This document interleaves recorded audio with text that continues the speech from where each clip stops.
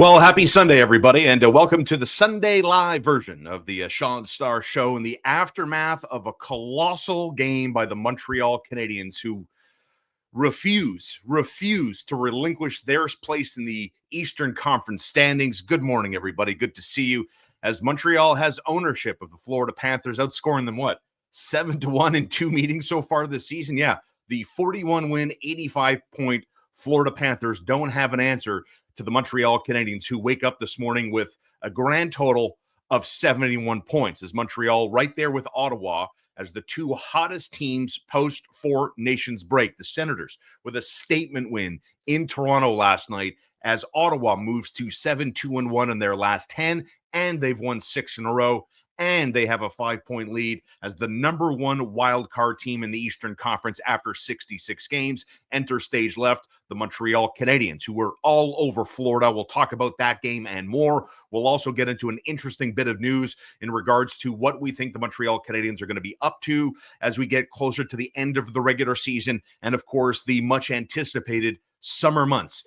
Is this going to be the real summer of Hugo, Gordon, and Hughes in tandem, trying to get that number 2 seed to play behind Nick Suzuki, who continues to shine like a star post Four Nations break, as the Canadiens have managed to pick up 7 wins in their last 10. They have now leapfrogged, as Columbus has now slid back. They are now behind Montreal in the pursuit of the 2 wild cards. Columbus loses yesterday. They've lost 3 in a row.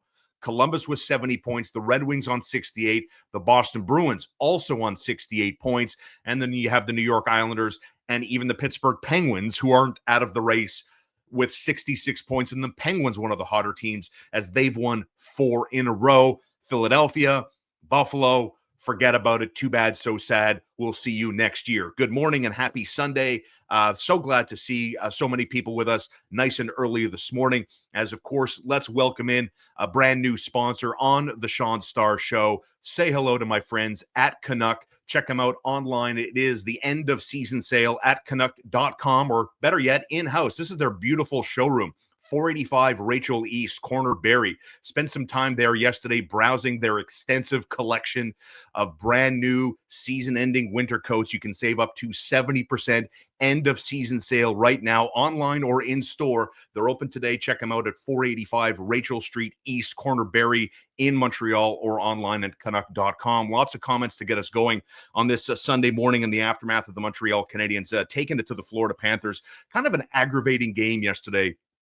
Sitting there watching that, obviously, Patrick Laine, Snipe City. I love the stare from Sergei Bobrovsky after Patrick Laine went roof daddy on him, as he now has 13 power play goals. 13 power play goals, Patrick Laine, and his contribution to this team, obviously extremely valuable. Don't count me amongst those that believe that Patrick Laine is this poisoned well and he's going to be infectious to the point where this team that's trying to build up culture is going to lose it because Patrick Laine, some people online are looking at Patrick Laine as, ooh, can the Canadiens afford to keep him? Can the Montreal Canadiens have a guy like Patrick Laine? Like, are we seriously questioning this guy's integrity? Are we seriously questioning whether A, he had the flu, B, does he care, C, does he have any heart? Like, real people that aren't closely connected to the Canadiens, real people that aren't in the Canadiens dressing room are asking those questions, I believe, seriously, and saying those questions out loud, asking the general public how they feel about that. I mean, that is not my style. It is not for me. Like, Patrick Laine, I get it. Patrick Laine has some baggage. Patrick Laine has had a turbulent path, from whence he came as a rookie standout with the Winnipeg Jets to the point now where you're watching him operate like a deadly assassin on the power play for the Montreal Canadiens, where world-class goaltenders don't even see the puck when it goes by them. The only time they know it goes by them because the Canadian players are raised hands in celebration. That we're wondering if Patrick Laine cares where his heart is at, or if his attitude can poison the well of the Montreal Canadiens, as this team has shown you. And it's baffling to me when we look at Montreal's kind of run post Four Nations, right? And the teams that have been in their way and the teams that they have pushed out of their way, outside of the loss to Edmonton where they took a point. They got Dustin Wolf in Calgary. They bounced back with a big win at Vancouver, pick up a point, Granted, a 4-2 third period lead leaves them, escapes them, but nevertheless, they pick up an overtime point thanks to a Brandon Montour and that now infamous set play, and then take it to the Florida Panthers in a 3-1 final, which sets up a fascinating week for the Montreal Canadiens. Home to Ottawa, at the New York Islanders, back home to play Colorado. Those are the next 3 games with Montreal very much in the fight. And that's the thing. If you're wondering seriously out loud, if we take it back to the Patrick Laine stuff, we take it back there and we wonder about, where this team is at. How close are they together? I mean, everything you need to know is a simple NHL.com, go to the Canadiens page and look at their schedule. Look who they've beaten. Look how much they've been in the fight. And that, in my opinion, should be enough to silence the critics, to squash any doubts that maybe you have in the back of your mind about, oh, maybe Montreal needs this. Oh, Montreal maybe needs that, or less of that guy, more of this guy. And this group, to me, as I've said yesterday on this channel when we were doing our live Saturday show at 9:30, to me, I've had this kind of opinion as soon as, Montreal beat Vancouver. And the fact that here we are now on March 16th with the Canadiens knocking on the door of the playoffs with a handful of games left to go, I can confidently state with all the confidence in the world, playoffs or not, this season has been an incredible turn for the organization from where they are, wondering out loud, and you were allowed to wonder out loud, ooh, who are these guys going to be, especially in October, when you looked at how turbulent things got, the injuries in the preseason, the inability to stabilize the goaltending position. Juraj Slafkovsky gets the contract and is doing, nothing to calm the nerves of fans that are hoping that their number 1 overall pick is going to bust out, right? So they were able to absorb all of those things, all of that turbulence, kind of hang around, limping to the finish line like a wounded animal before the Four Nations break, roaring like a lion out of the Four Nations break, where now we're talking about a team that, that goes up against the defending Stanley Cup champs, and the Florida Panthers look lost, and winning a game like last night, despite the very subpar officiating. It really is. And I understand the human element is the human element, right? But like, we had 2 reviews yesterday in that game where we should have had, like the pick on Mike Matheson by Sam Bennett that resulted in Florida's only goal in 2 games against the Montreal Canadiens. Like, there's 2 referees on the ice. How do you not see that pick? And even the Brendan Gallagher, the goalie interference on Sergei Bobrovsky, where you thought when Alex Newhook dangled the blue line there and set it up, you thought maybe, you had 8 guys basically straddling the blue line. You thought maybe, okay, they're going to challenge because it looked offside. I thought it was offside. And when the referee announces a challenge for goaltender interference, goalie interference, and then obviously you see Brendan Gallagher backs into Bobrovsky, hits his goalie stick. Bobrovsky loses the handle of the goalie stick, and it's in the back of the net. Goal disallowed. But the referee's right there. It's not like, we're looking at Joe Baloney, who's substituted in last second to officiate an NHL game because he does a great job at the Ray Bork Arena in the House League. So listen, Joe Baloney, you need to come in here. We need your skills to referee that game. If Joe Baloney was hired from the Ray Bork Arena to officiate that game, I would expect those level of calls, right? But this is the NHL. I don't care whether we're talking NFL, Major League Baseball, Major League Soccer, NBA. I don't care. Like, you're at this league like the pro athletes are because you're the 1% of the 1%. You have the unique ability to get the bang play right more often than not. And then you get the Emil Heineman interference call, but that they see, that they call, like, I hated the referees yesterday. So aggravating. What they let go, what they see, what they don't see. It's sometimes you're fighting 2 teams out there. That's my feel. I also want to get into on this Sunday morning, interesting bit of news from the hockeywriters.com as William Bourget puts out 5 centers for the Montreal Canadiens that they should perhaps really seriously pursue in free agency this offseason. Myself and Marco D'Amico, we're going to have lots on the Montreal Canadiens coming up this week. We'll get into some good news regarding Caden Gooley, who's back skating. How close is the Canadiens' pillar on defense to returning to get back into the fight with his club, knowing, where the Montreal Canadiens are. They have 16 games to go. 16 games to go, and a massive week is on tap, starting Tuesday at home against Ottawa, at the Islanders Thursday, back home to the Colorado Avalanche on Saturday. So we'll get into the top 5 centers the Montreal Canadiens should pursue in free agency this offseason. But now that we've recapped that game last night as the Montreal Canadiens beat Florida again in the 3-1 final, and the Canadiens are going to see Florida 2 more times coming up at the end of March and into April. It's a home and home, Sunday and Tuesday. The last Sunday game, I believe, for the Canadiens, no, their second to last Sunday game. Their last afternoon game of the year comes at Florida Sunday, March 30th. So Montreal moves to 2-0 against the Panthers. They're 1 point back of a playoff spot against the New York Rangers. But again, as I reminded you yesterday, right, the Rangers are on 67 games and 33 wins. So they've played one more game and they have one more win than Montreal and one more point. But should Montreal equal the win total of the New York Rangers and it comes down to a tie break, it's huge advantage New York. 30 regulation victories to the Montreal Canadiens 23. So should it come down to whether it's Ottawa falls off the face of the earth and doesn't win any more games, basically, because they've got, a 6-point lead on Montreal in the wild card, and they are 4 points behind Toronto for third place in the Atlantic Division. So let's forget about Ottawa. Ottawa's gone. Ottawa is playoff bound. I've forgotten about them. Good luck. I'll see you in April when the playoffs begin. So we can focus our attention really on the New York Rangers, the Columbus Blue Jackets, Detroit, and Boston. The Islanders and Penguins are both 5 points back of Montreal. So even then, let's draw the line at Montreal's got to sweat Columbus, Detroit, and Boston. And, of course, the New York Rangers, right? The second wildcard team in the Eastern Conference. So those are the teams we're going to be paying attention to. Those are the teams we're going to be watching the out-of-town scoreboard for. And then, obviously, what's going on with Montreal. But here's the rub. When it comes to points, as we said, Montreal has more than Columbus, Detroit, and Boston. Regulation victories, the tiebreaker, should it come down to that, Montreal's on 23, Columbus is on 23, Detroit is on 23, and so are the Boston Bruins. So that's the good news there. That's the good news. We'll see, where it breaks and how the chips fall.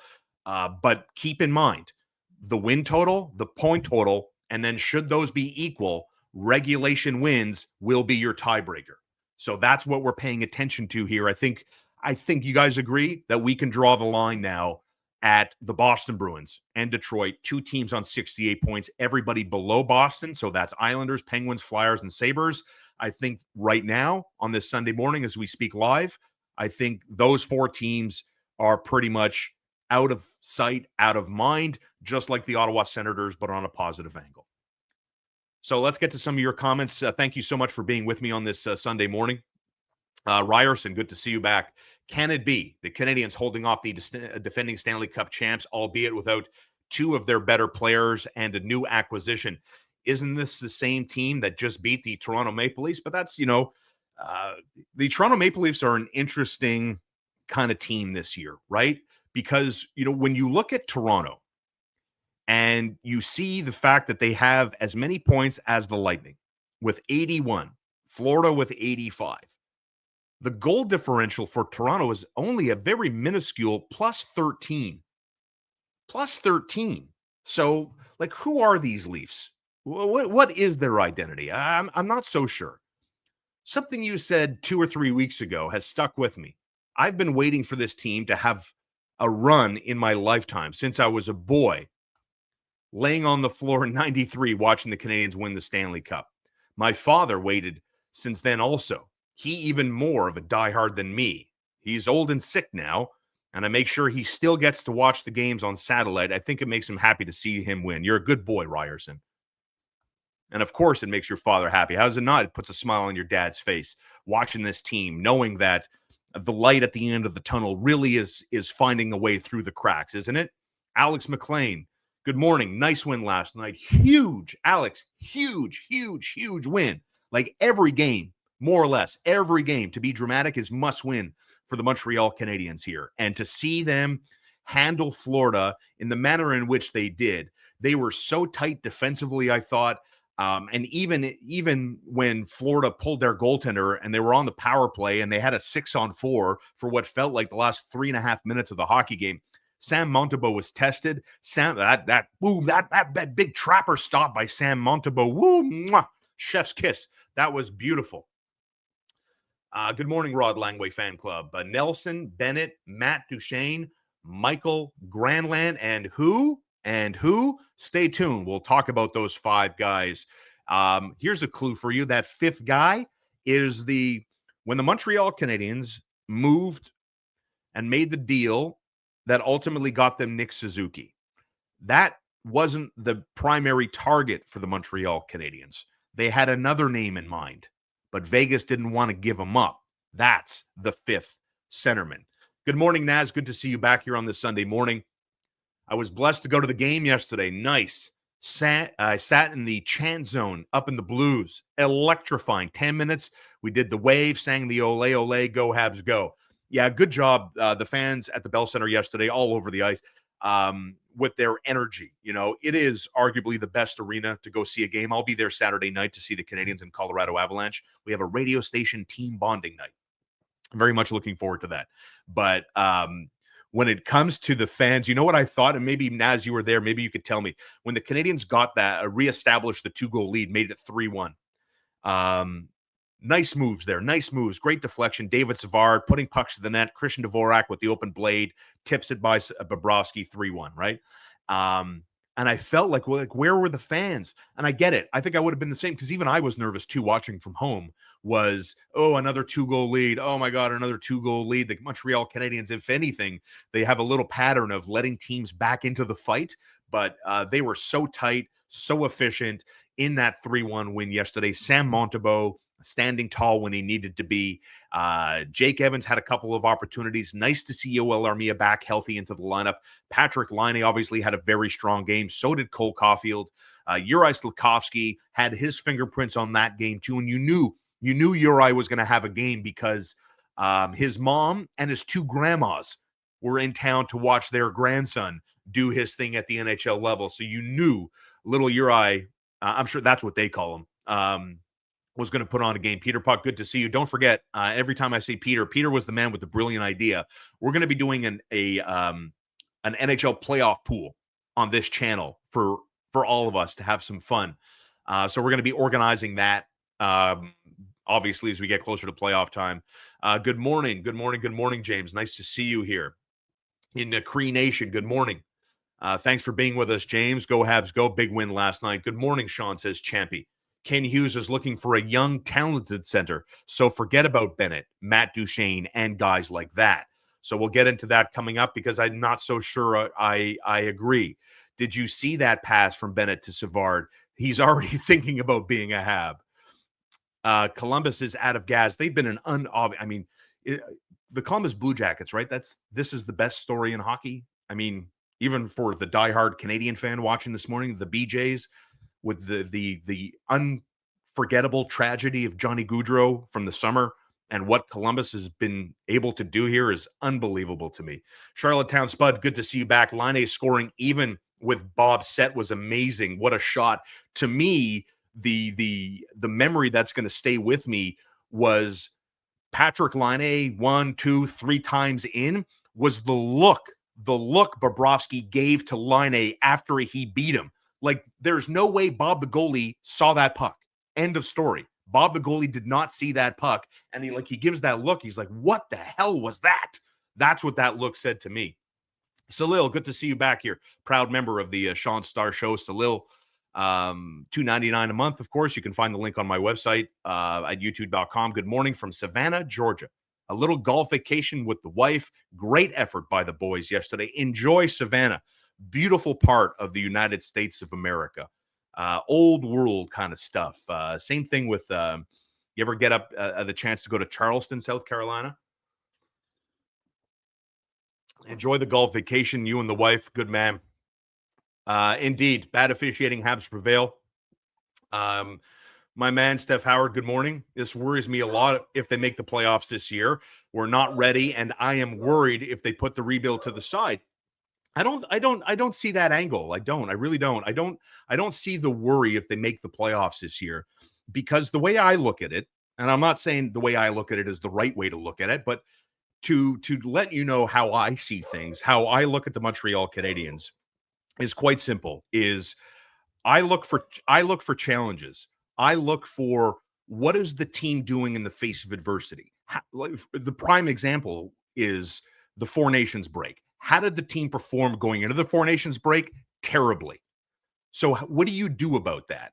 And for me, that also explains culture. When the team tells you, whether it's the management team or the players, and they're saying, listen, we're trying to establish a culture, what they're saying is, okay, we've lost some games, we've developed some bad habits to a man. What are we going to do about that? How do we get out of this? Like, the care meter needs to be registering at a very high level. That to me is the culture they talk about. Like, look at Buffalo, for example, okay? When Buffalo was playing Montreal a couple of weeks ago, remember how things got hectic, things got out of control. Rasmus Dahlin is throwing Brendan Gallagher into goalies, and they're acting a fool, taking penalties, getting burned by the Canadiens' power play. Right? That to me is a team trying to find culture. That is a team in Buffalo that says, "I know we should react. I don't know exactly what we should do, but I know we have to do something." And so I think the Montreal Canadiens are ahead of Buffalo on the rebuild. I think they're ahead of Buffalo when it comes to players with defined roles and culture. Because to take it back to the Four Nations, look how Montreal has performed. I think Montreal and Ottawa have the best records of any clubs in hockey post Four Nations. That to me is culture. That to me is leadership. That to me is looking at a challenge and saying, okay, I'm ready to take it head on. So I'm not worried. I'm not worried that they're going to lose the plot or they're going to be satisfied, because, as I've explained before, I am very much of the opinion today, and I was before the Florida game, that if I were either Ken Hughes or Jeff Gordon, and I looked at my brother and I said, man, what a job our team has done. And I would have the feeling internally as I drive home after a game, I would be thinking to myself, it's mission accomplished. What we wanted to do this year, we have done together. And so I think there's a massive difference between saying mission accomplished and being satisfied. I have no doubt in my mind that the management team is still very hungry. And I believe that their hockey brains are so big and so smart that they're not like, okay, easy street, here we go. The challenge is still getting this team to be consistently competitive, consistently challenging for division titles, and legitimately, incredibly competing for Stanley Cups. That's what this is.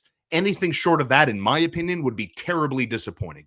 So I will give them the benefit of the doubt. I am not worried that they now have to blaze a new path because maybe they'll make the playoffs this year. I think they still have their strategy regardless of playoffs or not. For me, they have done an incredible job of answering to themselves, to a man in that locker room. They have looked at each other and they have asked tough questions, and I believe they have answered some of those tough questions.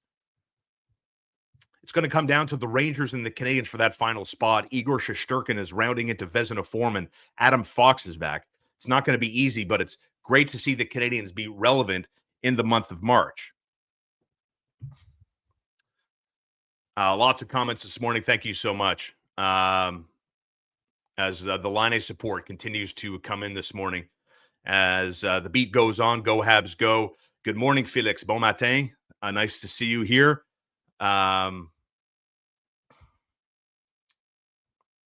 So many positives right now. Hudson chasing 60. Rookie MVP. Caulfield chasing 40. Caulfield on 33 goals. Slavkovsky finding his groove. Yeah, this is interesting. I wanted to talk about Joshua Ottawa too, Peter. Thanks for bringing him to my attention, because when we look at Joshua Ottawa, I don't know if he's the newest version of Charles Hudon. When you watch him play in Laval, Joshua Ottawa, trying to find your identity in the NHL, so tough, man. It's so tough. And even though I did see there were a couple of moments where Waugh was throwing his body around and tried to make it happen. And you guys are correct. Lots of Cody Glass guesses, and you guys are correct. That is the answer to the trivia question. When the Montreal Canadiens got Nick Suzuki out of Vegas, the rumors and the reports were at that time, were Montreal wanted Vegas's number one prospect, and I believe that was Cody Glass. So huge win for the Montreal Canadiens yesterday. So let's go in. And yeah, I saw this. I wanted to bring this up as well, but you beat me to it. Thank you, Slicky14.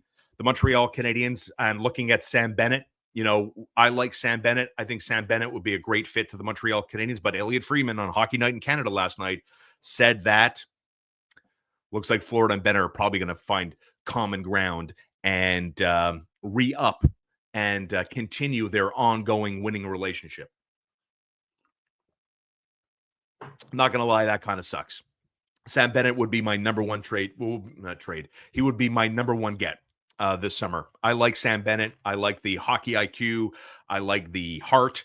I like what Sam Bennett brings. If anything else, just think about Nick Suzuki for a second. Like, Nick Suzuki is not an explosive centerman, right? Nick Suzuki, as I've talked to him before, he's like a starting pitcher, a great starting pitcher. You know what great starting pitchers do? You work on their time. They control the ball. They decide, right? Before the pitch clock, obviously. Nick Suzuki to me is like a number one starting pitcher in baseball. The way he moves, the way he dictates pace of play. So before I get to more of your comments today, again, big shout out to my friends at Canuck. You can find Canuck online whenever you need them at Canuck.com. And you can take advantage of their end of season sale. Save up to 70% on select styles online and in store. And I was at the beautiful boutique, 485 Rachel Street East, Corner Barrie, yesterday. And they have a lot of selections, men's and women's. You walk in, you walk down the stairs, you got men's all on the left, women's all on the right. You know what else they have? As I tried on a couple of different jackets yesterday, you know what else they have? They have, I'm going to show you which one I ultimately, if I can find it here. You know which one, you know what else they have? They have a cold room. They have a cold room. You could go in there and freeze your nuts off, but your whole upper body is warm because of the beautiful insulation that comes with the world-class brand that is Canuck. And it's their end of season sale where you can save up to 70% online or in store. 485 Rachel in downtown Montreal, proud sponsor of the Shaun Starr Show. And these are the type of jackets. Listen, the price point is the price point. I get it. You're paying for high quality and durability and style, obviously, and you check off all of those boxes. But these are the kind of coats, if you're responsible and you kind of take care of them, and you don't need to go crazy and take care of them, just general maintenance. This is the type of garment that's going to last you like 15 to 20 years. So I get it, but go check them out. 70% end of season sale and lots of options, men's and women. So don't be dissuaded if you go online. You're like, oh, I'm not so sure.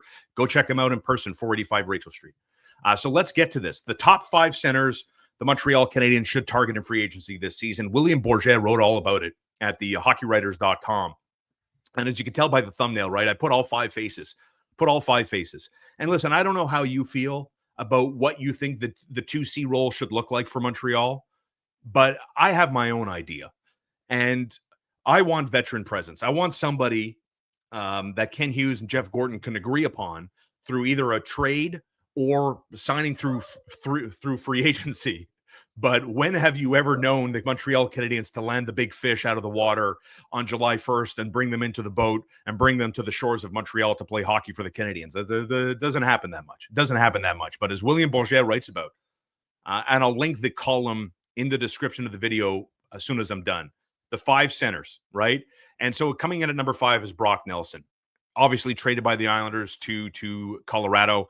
For me, Brock Nelson, a little less attractive to me. I don't know if he would make my top 5 personally, but I like William Bourget's list today. He's 33 years old, a steady force for the Islanders for over a decade. The problem is when it comes to veteran guys like a Brock Nelson who's 33 but has the face of a 67-year-old, it's like, what do you think Brock Nelson is arguably going to take? Is Brock Nelson going to take an offer for the Canadiens for 3 years? No, I mean, I don't see a world in which he does something like that. And I know he's very reliable, and he's going to be, and it is his right. If you're Brock Nelson at 33, you are looking for a massive payday, So, if you're looking at Montreal, you're probably interested in 4 years at 33 years old, but is Brock Nelson interested? I'm not so sure. Coming in at number 4 through the hockeywriters.com, a dynamic playmaker to elevate Montreal's second line, William Bourget nominates Matt Duchene. I love this name. I like Matt Duchene as a potential Montreal Canadien. Again, I come at you from the angle of kind of short-term fix for the Canadiens. Short-term fix. If we're talking about a little older of a player, for a guy who's in his 30s, still very much effective. Last season in 64 games on a very good Dallas team, he had 66 points. When we look at Duchene, I mean, he was linked to Montreal what feels like a lifetime ago, but he's on a 1-year deal and he's having another good season. I mean, he can put up points. But when you look at Matt Duchene, the question I would have is Matt Duchene in Dallas, success personally, success on the team. Why would you leave? Why would you leave? Are the Canadiens going to go out and splash the pot and break the bank for Matt Duchene? I don't think so. Coming in at number 3, let's talk about Cody Glass for a second. He's 25 years old. Now we're talking maybe a little bit more skewed towards what Montreal is probably looking at. But when we talk about a guy who was once upon a time selected 6th overall 8 years ago by Vegas, it's not like Cody Glass is a household name for a lot of different people. And is Cody Glass more skewed to a reclamation project as opposed to what I would prefer, someone who comes in with a proven, consistent track record? The positive, I believe, for someone like Cody Glass would be the price tag. What it would need to be in order to get this guy into Montreal versus those other names, Brock Nelson or a Matt Duchene. I think Cody Glass, in terms of a more realistic option, could be there, which takes us to number 2. Top 5 center targets for the Montreal Canadiens through the hockeywriters.com. As William Bourget nominates, a realistic option for the Canadiens could be Michael Granlund. The Finnish forward, as Bourget writes, offers strong two-way play and versatility. Plays both sides of the red line. Again, we're talking about a 33-year-old veteran. Decent offensive contributions in terms of being a middle six guy. And as Bourget writes about here, one of the intriguing aspects of Granlund's situation is the possibility of him choosing to play for a non-contending team like Montreal. But as Montreal has shown its supporters and those on the outside looking in, Montreal is a contending team for the playoffs. So I think what the realistic option is for the Canadiens, if they are going to look at the UFA pool and they're going to look at that avenue to legitimately explore, I think the Montreal Canadiens personally should be in the business of no more than 4 years in trying to find the answer to who plays behind Nick Suzuki. Because I'm not saying Owen Beck is the man for the job. I don't see Owen Beck being an everyday number 2 center for the Montreal Canadiens. Could Michael Hage be that guy? To be determined.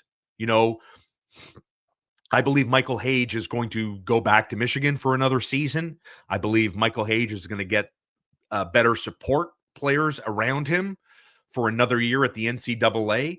And then after that, we'll see how the progression continues for Michael Hage. But ultimately, if the Montreal Canadiens are legitimately going to explore those type of players, whether it's Granlund at 33, Matt Duchene in his 30s, Brock Nelson at 33, I believe this would be kind of a good hybrid way to build up the depth down the middle, where it's not a Band-Aid, it's a legitimate answer to a real problem, but you're also kind of doing it hybrid style because you're not looking at any one of those guys, Brock Nelson, Matt Duchene, Cody Glass, Michael Granlund. You're not looking at them through the lens, at least I hope they aren't, these 7-year kind of mega deals. And maybe that changes. Unfortunately, for the number one target for the Montreal Canadiens at center this summer, I would have him number one on my list too. William Bourget at thehockeywriters.com has him as number one on his list as well. And you just saw him last night. Yes, it is Florida's Sam Bennett. I really like Sam Bennett. And I will tell you, I have a slight bias. These are the type of players I've always kind of respected ever since I fell in love with hockey. These are the type of players that I really like. I like physical. I like two-way. I like a guy who can occasionally score, maybe drop you 20 in a season. And that's the type of player I would love to see the Montreal Canadiens go and get. But as many people in the chat have already pointed out here today, including my boy here, Slicky14, Elliot Friedman, during the second intermission of last night's game between Montreal and Florida, came out and said, according to his sources, and of course, Elliot Friedman, right there on the Mount Rushmore of hockey insiders in 2025, said that the player, agent, team are all talking brand new deal. So, wah, wah, wah, sad trombone. Because I'll repeat myself, if that guy was out there, if Sam Bennett was legitimately out there, I'd love to see the Canadiens go out and get him. But does it not appear more and more likely that if Montreal is going to legitimately fill that 2C hole, that it's going to come via transaction, right? Like that's the way it's, even I'm very skeptical that the Canadiens are going to get a restricted free agent to fill that role. So it has to come via transaction. At least that's how I think it through. And then thinking about it again last night, it would be like, yeah, sure, the Canadiens want to go out and obviously fill that hole because they believe Kirby Dach is incapable of doing it on a day-to-day. And Alex Newhook looks good to me too. Alex Newhook, to me, looks more dynamic, more engaging as a 2C in spot duty than Kirby Dach ever has, than Owen Beck has looked, and Jake Evans has looked. So, maybe Alex Newhook is the answer to who fills the role of 3C for the Canadiens next season, with Jake Evans filling in the 4C role, but it doesn't change the subject or the question of who's the number 2 center for the fall of 2025 into 2026. We don't know the answer to that question. And if you legitimately want someone that you think can allow your team to level up and be more offensively dangerous on a nightly basis, don't those players usually have no movement, no trade clauses? It is going to be very, very challenging. Very, very challenging. Let's get to some of your comments here. Thank you for being with us today. Some good numbers. Please smash that like button. Just takes no time, really, and just allows the YouTube algorithm to get that going. Salil talks about the positives. Hudson chasing 60. Caulfield on 33 goals after last night.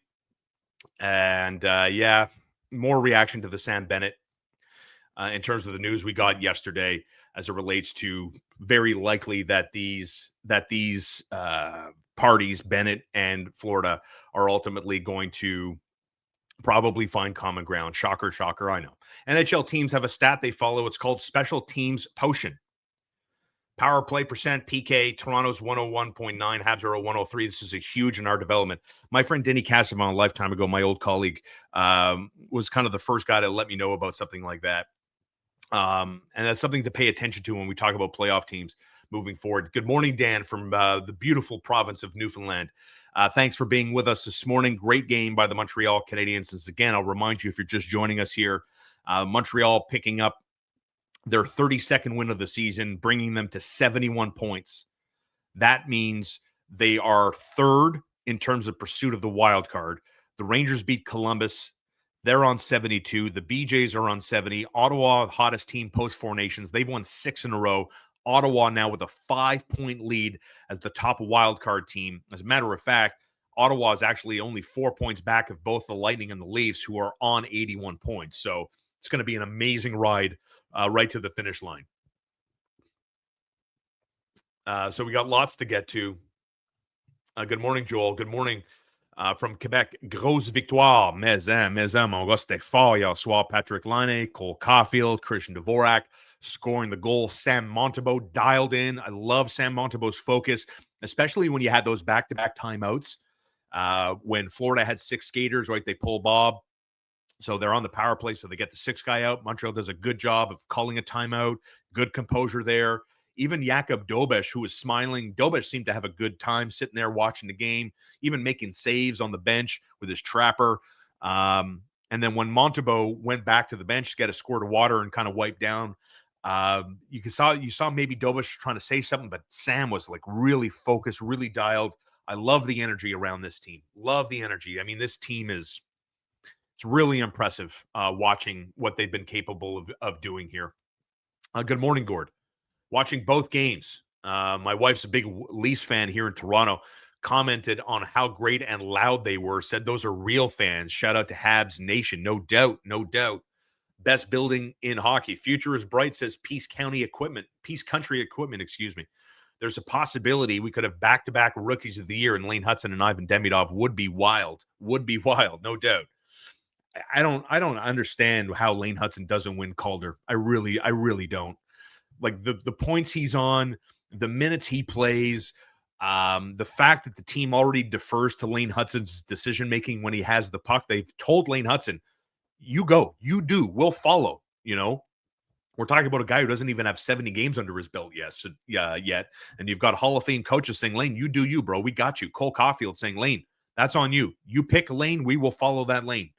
And the fact that the team is 1 point out of a playoff spot, I don't know how he wouldn't be rookie. He's been rookie of the year in my mind for the better part of a month. Bob says if the Canadiens miss by 1 or 2 points, there are 2 games that I think back to. The blown 2-goal third period lead against Seattle 4-2, the Ranger game earlier, where the winning goal was scored late in the third on a terrible missed call to Yoel Armia. There are a couple of other games to me that stand out. I don't know how you did not mention the 7-3 loss to Toronto when Montreal was going guns blazing and they were up 3-0 on the Leafs and then ultimately lost 7-3. Remember Lane Hudson? He was a -5 in that game because the Canadiens prior to that game had won 5 of 6 and they had won back-to-back. Remember, they went to Utah. They beat whatever the nickname is, the Yetis, the Mormons, the Stormin' Mormons. And then they go to Dallas with Jakub Dobeš, and they take care of the Stars 3-1. So they've won 5 of 6, and they've collected points in 6 straight games. 6 straight games. And then the infamous up 3-0 in the first period against Toronto, and they lose 7-3. And you know why this game will stand out to me? Because, I'm watching the game, whatever. The wife's in the kitchen. She's cleaning up, whatever. She's going to transition into the bedroom, right? Saturday night, I'm watching the game. She'll sit there. She'll watch the game with me. It's cool and everything. But sometimes she's like, oh, okay, it's enough hockey. She wants to watch a show or whatever. And so we're watching the game, and Canadiens are scoring left, right, and center. And she's like, oh, my God, what's going on? I'm like, this is amazing. It's 3-0 Canadiens. And then she transitions into the room. She's watching whatever she's watching.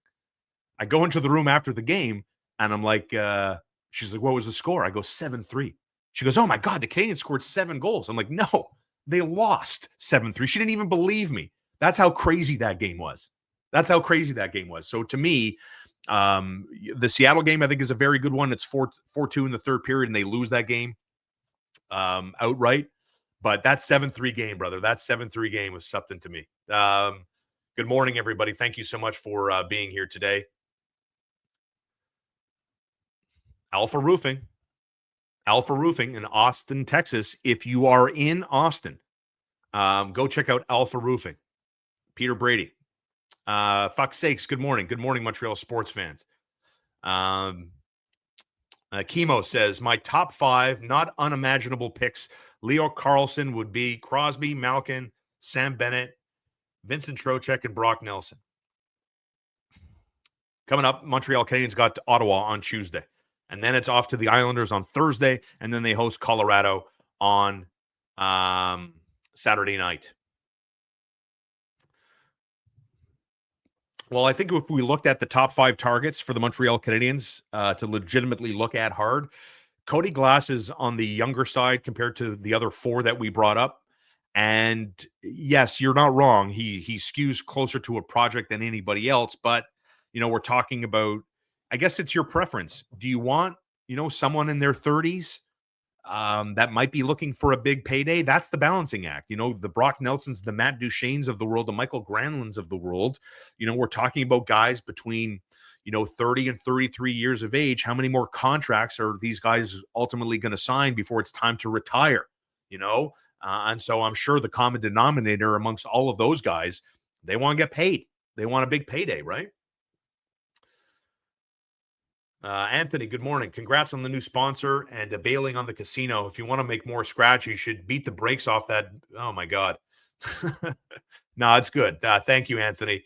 So yeah, we put that question to the audience last week, and I can tell you it is a pass.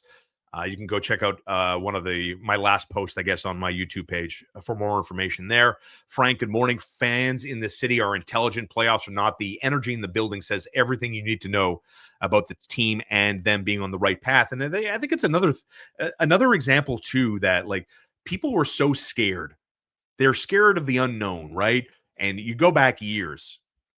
Oh, this market would never tolerate a rebuild. You can never rebuild in Montreal. No, yes, you can.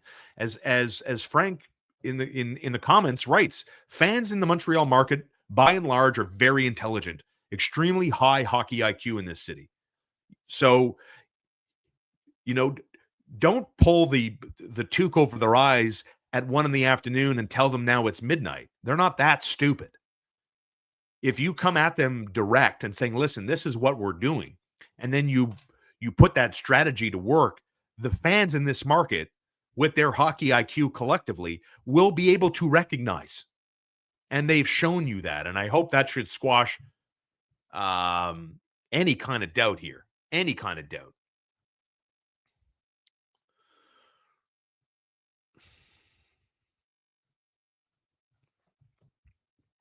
Thank you. Most good jackets, depending on what your we've got great jackets, thanks to my friends at Canuck.com, where you can take advantage of their season-ending sale online or in-store, 485 Rachel Street, East Corner, Barrie. Lots of comments today. The excitement for Ivan Demidov obviously is very, very legitimate, and it looks like, by all accounts, and we're going to be talking about Demidov coming up this week on the channel and things that he has been doing here. Do you know that Ivan Demidov has been taking French lessons? Mm-hmm. You know what that means to me? Speaking multiple languages is a very good thing. Forget about politics. Being able to speak more than one language is a very good thing. The fact that Ivan Demidov is, trying to be able to pick up some words, some sentences en français, it's the care meter. That's what that says to me. It's care. I care. That's what that says. More comments coming in today. Yeah, I don't disagree as we talk about top 5 center targets for the Montreal Canadiens when we talk about Cody Glass, and we talk about more of a project there. But look at Alex Newhook. Alex Newhook is playing good hockey again, and I think he's been playing good hockey more or less since the Christmas break. And to me, he looks much more engaged, dynamic, if I could put it that way, when it comes to how he looks to me, how he plays versus watching him on the wing. Thank you so much for all these comments. Please hit that like button, letting the algorithm know we're up to some good views today. And don't forget, you can always support the Shaun Starr Show, supporting my sponsors like Canuck through membership, $2.99 a month. You can cancel anytime. I am proud to tell you we're at 20 members of the Shaun Starr community, and we're going to have member events coming up. Sanka set parties. We're going to have an NHL playoff pool that we're going to do as we get closer to playoff time. Thank you so much, Peter Puck, for planting that seed in my brain. And we've got lots and lots of stuff that we're very excited to bring to the table as the NHL season moves forward. Morgan, good to see you back here. Happy Sunday, Morgan. Are we forgetting we already have a 2C for next season? Team Canada captain, 3rd overall pick, Kirby Dach. Can I get a sarcasm button? Thank you. Be fascinating to see what Kirby Dach season looks like next year on the wing. 1 year left, and then he's an RFA, so it's not like he's got all of these options, you know. Let's get to some more of your comments. Jonathan Taves. If Jonathan Taves comes back to hockey, like he's going to Winnipeg, right? Like that's where he's going, isn't he? So many comments today. Thank you so much. Does Ivan Demidov need a year in Laval? I don't think so. I'm very anxious because, you know, everything I've read, listening to people that have seen Demidov play and have gotten to know him a little bit. I mean, he comes across like he checks all the boxes, man. Got a complete game. His bread and butter is playing on the wing. He can score dynamic goals. He's got great vision, good anticipation. And that's why I think, you know, when we talk about centers that the Canadians need to seriously look at, I don't think the Cody Glass type is the answer. You know, I when Ivan Demidov arrives here next year, and I'm very confident that he will, you need like a plug and play. Let's go, man. Let's get someone that kind of knows what they're doing, that has played with maybe good players before on other teams, and finding the right fit to come into this market and come into this locker room, right? So, I mean, I don't think Ivan Demidov will be in Laval. I don't. Just hope he's here next year, baby. I was not aware of this. Is this true? Canadians are already advertising him on their season ticket packages. But other than that, when we talk about potential targets for the Montreal Canadiens, I'm more and more convinced as each passing day comes and goes that it's going to be some sort of hockey trade, some sort of transaction, as opposed to seeing the Montreal Canadiens or relying on something the Montreal Canadiens have really never done, and that's land the big one, right? What's up, JJ? Good to see so many people in the chat this morning. Hit that like button. We're at 285. We got over 300 today, which I don't know if that's a new record or not. Don't forget, as we talk about the Canadian schedule coming up, Ottawa Tuesday, at Islanders Thursday, and at Colorado on Saturday. And coming up this week, make sure you turn on those notifications so that you don't miss our daily content with Marco D'Amico from RG Media. And we're going to be talking about a host of subjects, including the good news that Caden Gooley is back skating and maybe looking like very much a close to return for the Canadians' pillar on defense. As I would imagine, if the Canadians have a brilliant week coming up, you know, and I went through who they're playing Tuesday, Thursday, and Saturday. So a traditional good old-fashioned week, the kind of week I like, except for the Thursday game's a stupid 7:30 start. But if the Canadians have a good week, and by good, I mean like they take 4 or 5 of 6 points on the table this week, and it's going to be tough.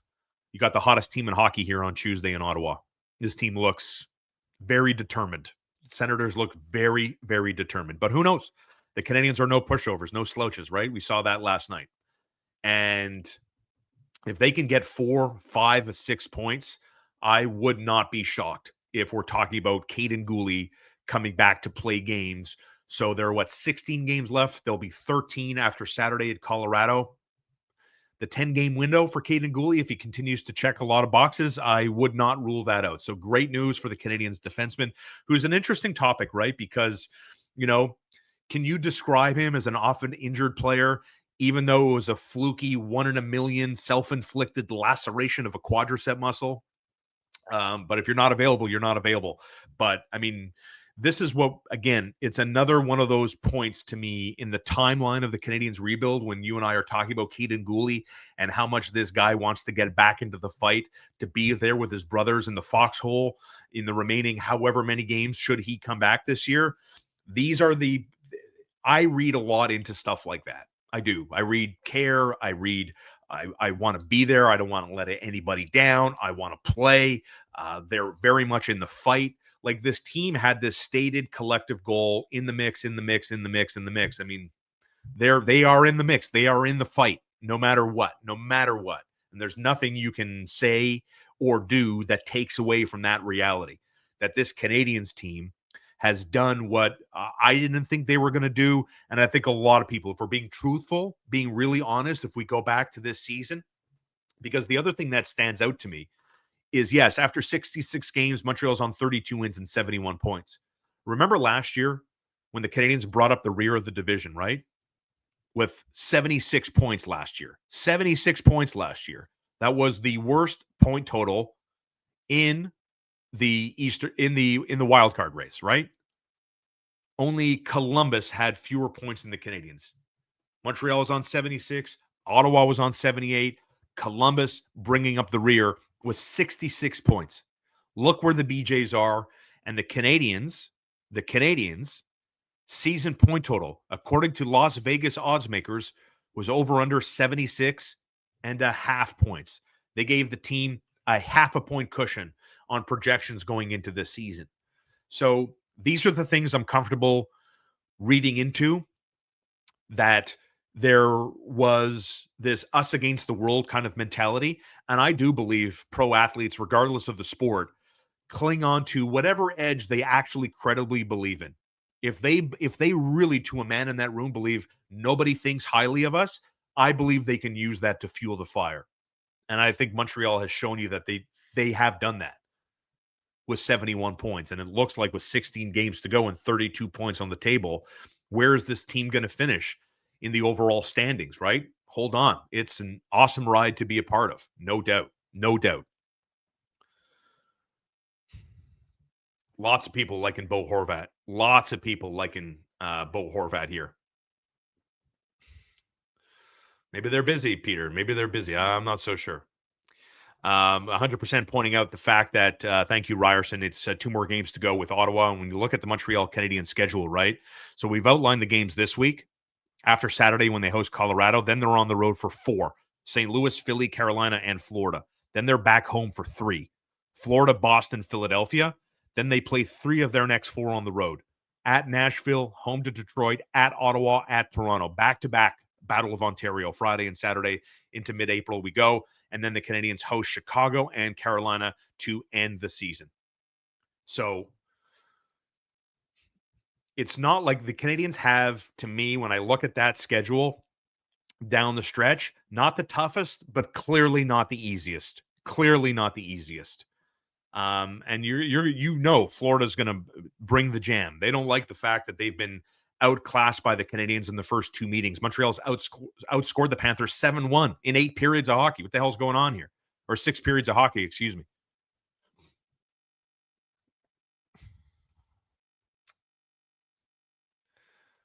I like the Granlund. He's in that top 5. He is in that top 5 of centers the Montreal Canadiens should target, Francis. We put his beautiful face in our thumbnail today. From your lips, Arbor Jacki on Brady Tkachuk. And it's a great rivalry. Let's not kid ourselves. It is a great rivalry. These 2 teams, Montreal and Ottawa, squaring off Tuesday at 7 at the Bell Center. Can't wait for that one. So that'll do it for us on this Sunday Live. Thank you so much for being with us. 295 strong. I know we crossed over the 300 threshold a couple of different times this morning. Your passion, enthusiasm, support of the show always goes noticed. And you can continue to support me by supporting my sponsors like Canuck. It's the end of season sale. Save up to 70% final sale online or in store. You can check out their beautiful state-of-the-art showroom, 485 Rachel Street East. Spent some time in there yesterday. Spacious, half the room divided men, the other half for ladies, and lots of options, lots of colors, lots of styles, and price points that fit your budget. Canuck.com or in store, 485 Rachel, Corner Barrie. It's their end of season sale. Save up to 70%. So great deals on a great high-end garment right here. Found it in Quebec. Locally owned, right? We're all about that. Elbows up, support Canadian. So yeah, you can have a beautiful garment that could stay with you for the next 20 years. Canuck.com, 485 Rachel East Corner Barrie. Thank you so much for being with us on this Sunday morning. Lots of stuff coming up. More Canadians' summer plans on who they should target. We'll talk about Caden Gooley, former NHL coach, compared Ivan Demidov to a Canadiens legend. Like, whoa. So Marco D'Amico and I will tackle that coming up this week. So set those notifications. We've got lots of exciting Canadiens content to fill your time with all week coming up. Thank you so much for being with us. Enjoy the Players' Championship. Enjoy your families. Don't spend too much money. And we'll see you tomorrow.